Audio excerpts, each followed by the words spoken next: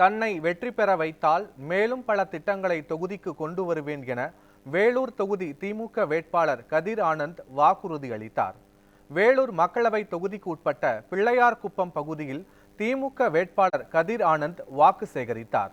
முன்னதாக அப்பகுதியில் உள்ள விநாயகர் கோவிலுக்கு சென்று தரிசனம் செய்த பின் பரப்புரையில் ஈடுபட்ட அவர் மத்திய அரசால் விலைவாசி கடுமையாக உயர்ந்துவிட்டதாக குற்றம் சாட்டினார்.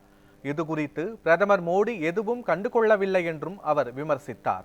எல்லாத்துக்குமே அடிப்படை பிரச்சனை பெட்ரோல் டீசல் விலை ஏறும் போதெல்லாம் சராசரி எல்லா பொருளோட விலையும் ஏறும். ஆனா 10 வருஷமா மோடி அதை பத்தி கண்டுக்கவே இல்லை.